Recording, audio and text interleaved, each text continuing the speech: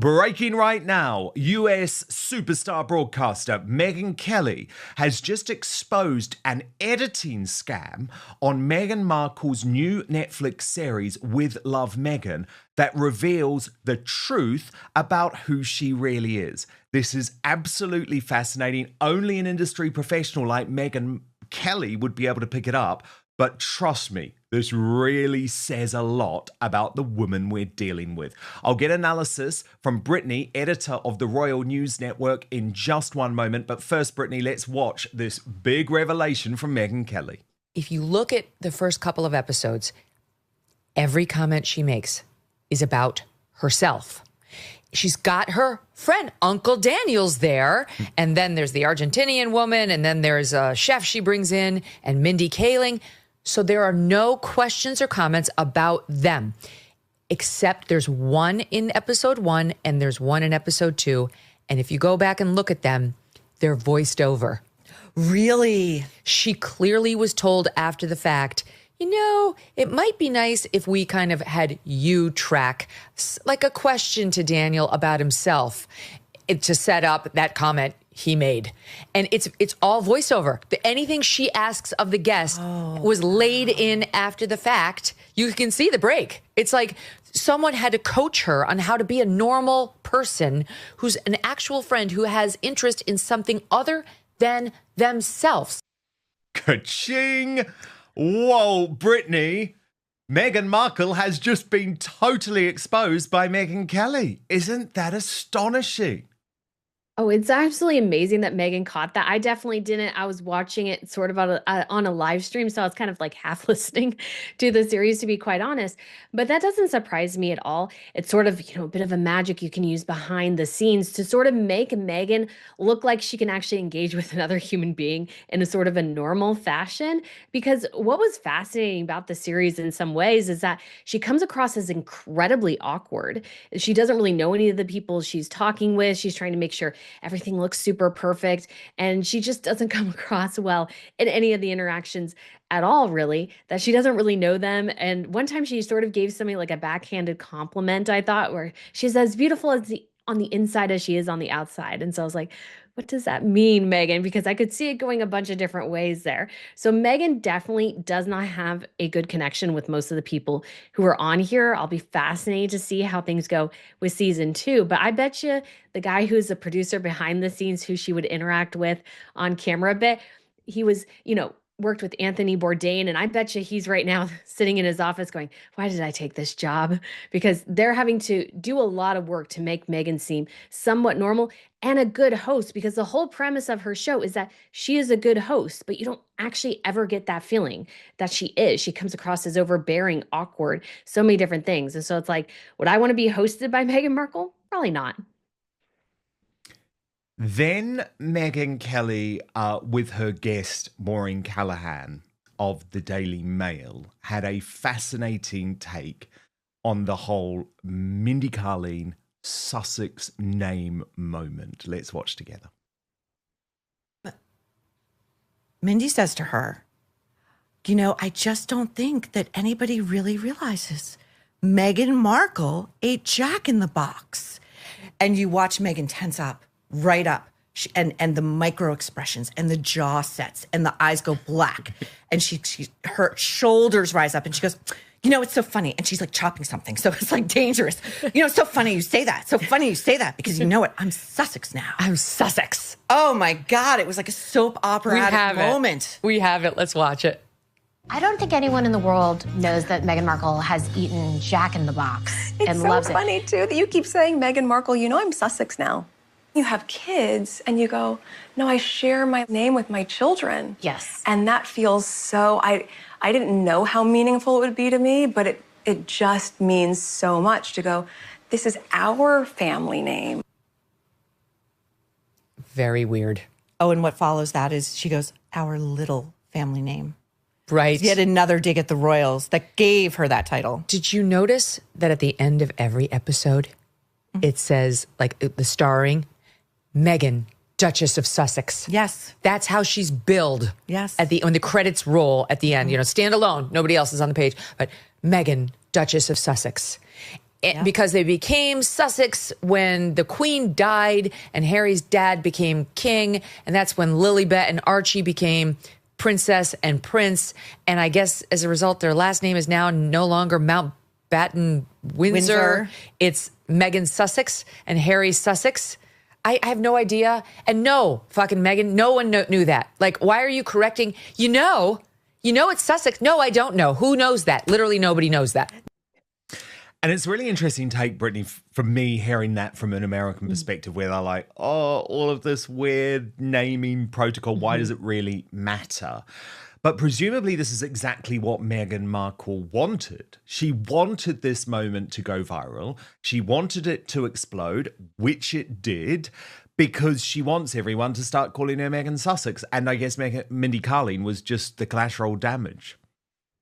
Yeah, what you want in a conversation with a friend is for somebody to begin lecturing you about their name, which is exactly what Meghan did to Mindy. And Mindy didn't know, and Mindy was just trying to be funny. She was trying to sort of help Meghan be a little bit more comfortable. And then Meghan goes into this long soliloquy about her family name and everything like that, which was sort of a bit ridiculous. But yeah, Meghan does to a certain extent thrive on confusion. But I think this confusion isn't helping her because everybody's like, well, what do we call you? You're still calling yourself the Duchess of Sussex, but then you're also calling yourself Meghan Sussex. Which is it? Are you a Mountbatten Windsor? Are you not a Mountbatten Windsor? Where are we within this realm? But it's obviously she just is so desperate for the title, so desperate for the attention. And I would say if she really wants to be Meghan Sussex, then you can be Meghan Sussex, but you have to actually commit to the bit. So that means your billing has to be Meghan Sussex, not Meghan the Duchess of Sussex. So you have to actually commit. And it's still surprising that she's not putting the in there, because not having the in there going Meghan Duchess of Sussex is technically a divorced woman's name.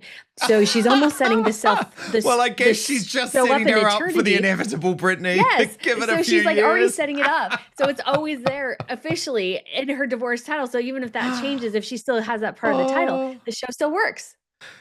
Do you know what? Isn't that just astonishing? Because it shows you that she actually doesn't give a damn about what's right. This is all about marketing. It's all about marketing. Yes. It's all about how she thinks this is the best way to market herself. Now, what I loved about this conversation with Megyn Kelly and Maureen Callahan is they did pick up on some things that I didn't, and they had a fascinating take on the whole Meghan Markle obsession with calligraphy. Watch. After you've written everything in. First things first, heirloom tomato quiche with fresh basil. I always do those little scrolls, I don't know why. In school, I got an A- in penmanship class. But you know what? I was like, I'll take the minus for a little bit of character. Oh, good God. Keep going. She got an A- in penmanship. She's clearly not over it. We're not doing straight A's all the way. It's an epic fail. She's handlining in soft pencil lines in her notebook instead of buying a notebook. And you can buy a very expensive notebook. Go buy Smithson, spend $400 on that line notebook. But no, she's got to line it herself. Again, what kind of time do you have? Line. Then she's doing that infuriating calligraphy. I know. What is she, 12? I know. I took a calligraphy class when I was 12. It was a way to kill some time. I didn't think it was going to be a life skill I would take into middle age. And then she's saying, this is a no fuss. She literally says, Megyn, this is a no fuss menu. Oh, It's right. within the reach of anybody. As she writes, like, whole wheat toast with estate honey. Honey from her goddamn estate. She's obsessed with her honey. But she's obsessed that she's growing it on an estate in a manner that we can't see because we're just the great unwashed who are tuning in to supposedly, just roil ourselves in envy and feeling like failures because we don't have mini scissors. And I absolutely, I loved all of that again. But I think what was best for me about this, Brittany, is Maureen Callahan perfectly summed up my frustration, which has been building over so many years. Like, get over your calligraphy obsession. It's embarrassing. I don't care. It's immature. It's like, is this all you've got? And I have the messiest handwriting in the world, Brittany. So maybe there's a little bit of jealousy, okay, because I was never a calligraphy kid. But please, God, move on.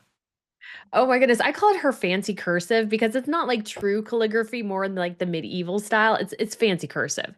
And so it's sort of funny because that is the one thing that I think is Meghan's passion. She talks about hostessing and the show being her passion project and her heart song and everything. And I'm like, no, it's your stinking calligraphy because you have to put it on everything.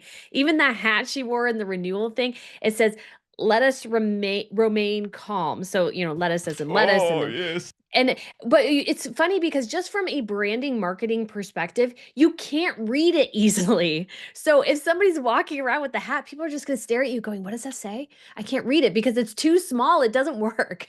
And so it's just kind of crazy how obsessed she is with it. But again, it goes all back to what I noticed about this show. And you see it even in her Instagram here. It's all about the aesthetic. There's no heart or soul within it. Her show was soulless, I thought. And it's just all about looking good and nothing about, actually having connections with people because she didn't have connections with anybody on her show. But yeah, that hat is terrible. That hat Let she's us probably going to sell is terrible. Can't read it. calm. That's also Oh God. terrible. She did. Now, oh, sorry, Brittany, you go. No, real quick. She did this little thing on the blackboard. She says, oh gosh,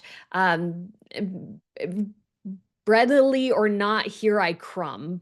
Oh, God, make it If you stop. missed that. So It's she like- it's likes like those little the food puns. worst puns Oh, it's in so the bad. world. Now, what's It's so interesting, dumb. Brittany, so we have Maureen Callahan and Megyn Kelly doing the sort of take from powerful female journalists in the US, but their equivalents here in the UK, certainly on the royal beat, are two women who work for the Times called Roya Nika of the Sunday Times and Kate Mancy, who's of the Times of London daily newspaper.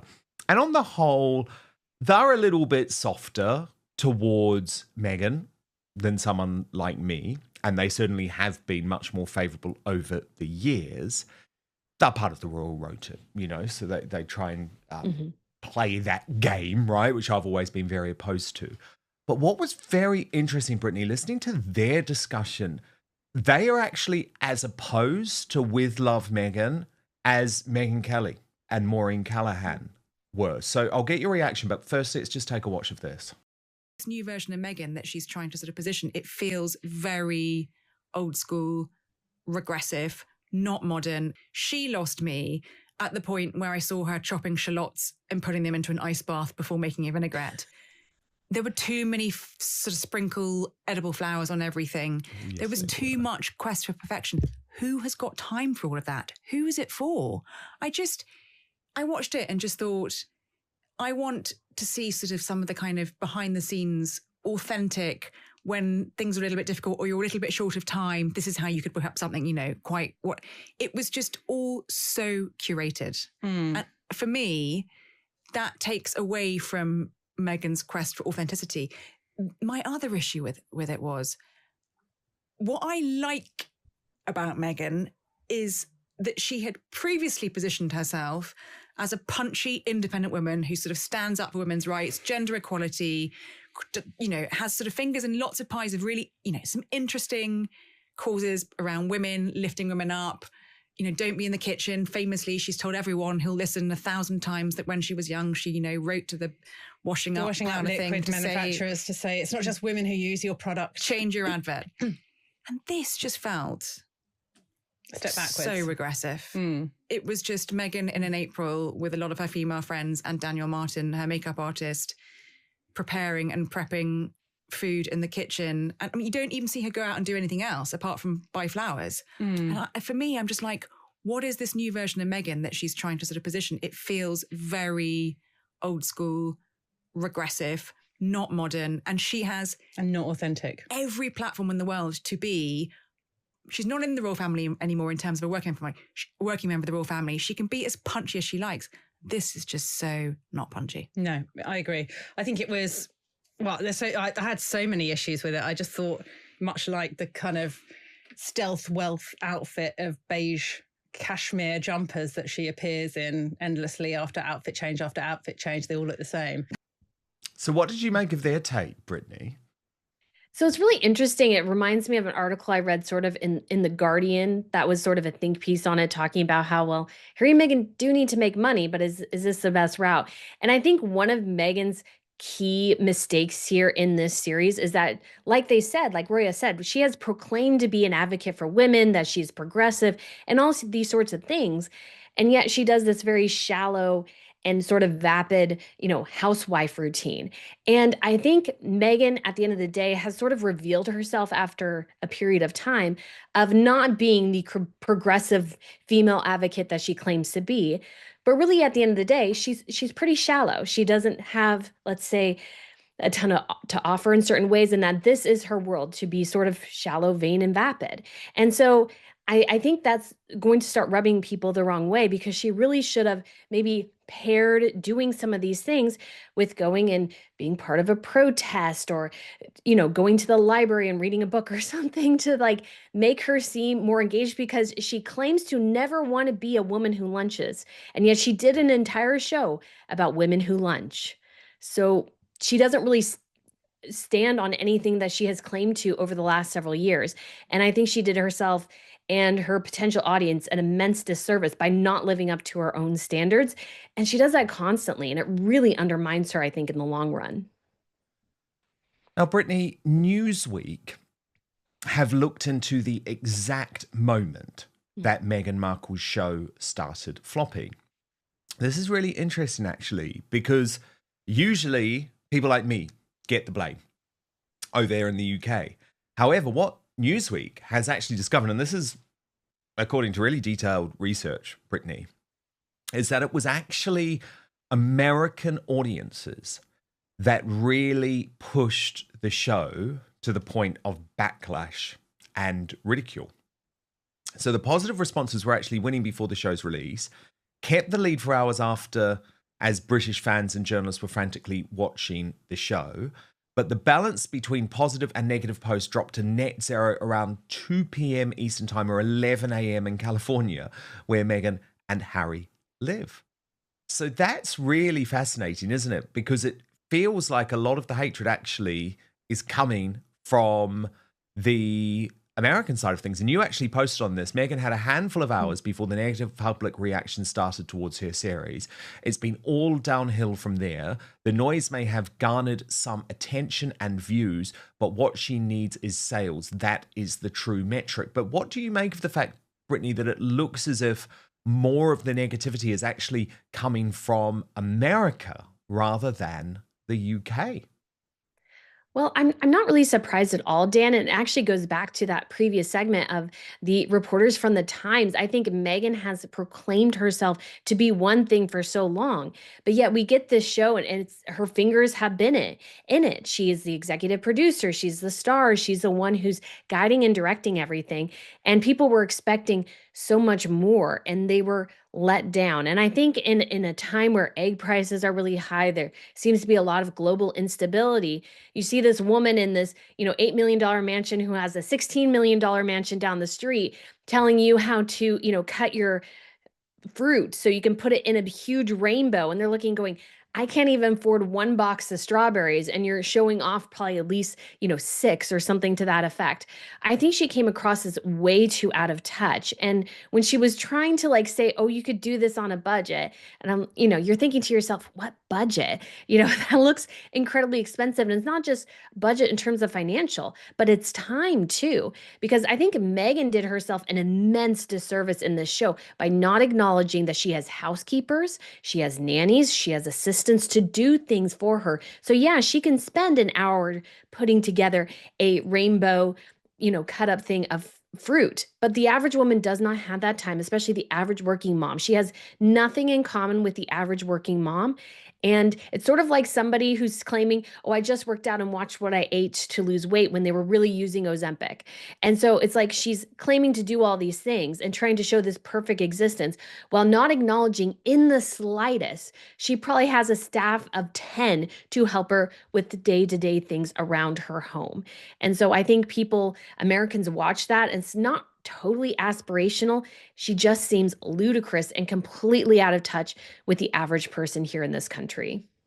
Now, Brittany, there's also a lot of fun being had with this series on both sides of the Atlantic. So I want to show you first a woman from the UK called Vanessa Feltz. She's a bit of a household name, sort of chat show doyenne, I guess. And she decided to make her own version with Love, Vanessa. Because have been having a lot of fun, Brittany, and some of these are just truly funny. Watch. Having kids, I know how to work at a fast pace, so here we go. But first, a cappuccino.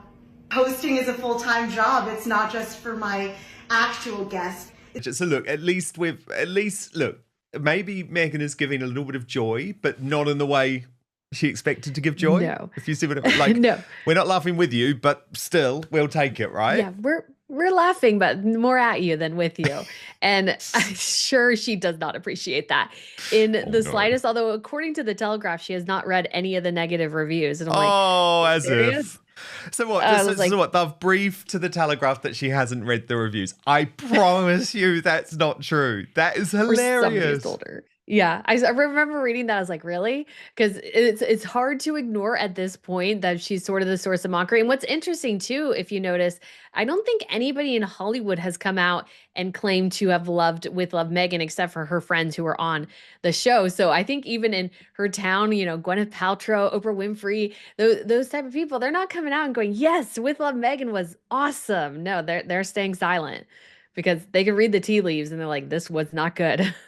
I'm probably laughing right along with us, to be quite honest.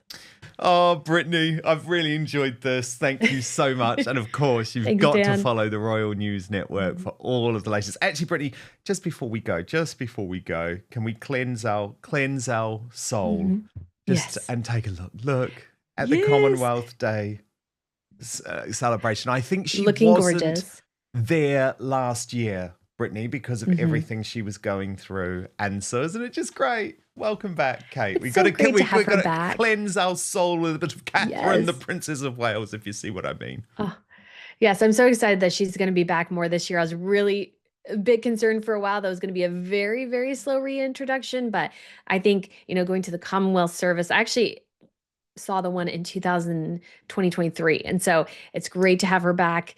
And so excited for her to continue to feel better and be out there. Hopefully state visits this year, her wearing a tiara. That is my hope. Yes. And there's your palate cleanse. There's your palate cleanse so that we're ending on the real royals. But come on, there's been a lot of entertainment from Montecito, we have to admit that. Yeah.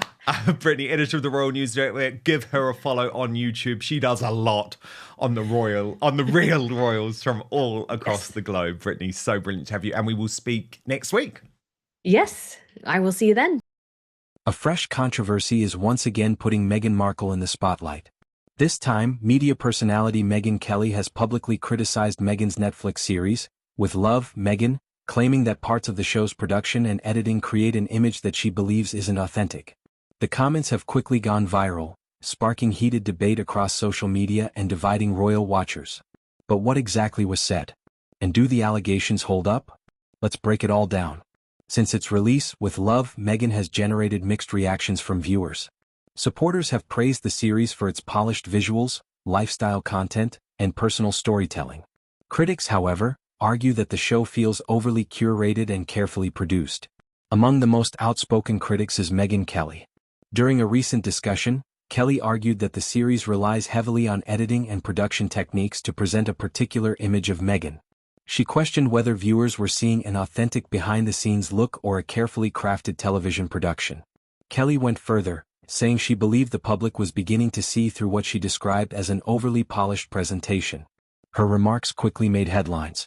Supporters of Meghan pushed back immediately. They argued that nearly every lifestyle series on television uses professional editing, multiple camera angles, scripted segments, and post-production work. According to them, With Love, Meghan is no different from countless cooking, travel, or home design programs. Critics, however, say the issue isn't the editing itself. Instead, they argue it's whether the finished product accurately represents spontaneous moments or creates a more idealized version of reality. It's an argument that has become increasingly common across modern television. From reality shows to documentaries and lifestyle programming, Viewers often debate where authenticity ends and production begins. Importantly, there is no evidence that Netflix has acknowledged any wrongdoing regarding the show's editing. Likewise, there is no official finding that the program engaged in deceptive editing practices. Megyn Kelly's comments represent her opinion and criticism rather than an established fact. Even so, the debate has reignited broader conversations about Meghan Markle's public image. Ever since stepping back from royal duties with Prince Harry, Meghan has faced intense scrutiny over nearly every public project she undertakes. Whether launching podcasts, documentaries, business ventures, or lifestyle content, reactions have remained deeply divided. Supporters believe she is unfairly criticized regardless of what she does. Critics argue that her public image is carefully managed and deserves close examination. The Netflix series has become the latest example of that divide.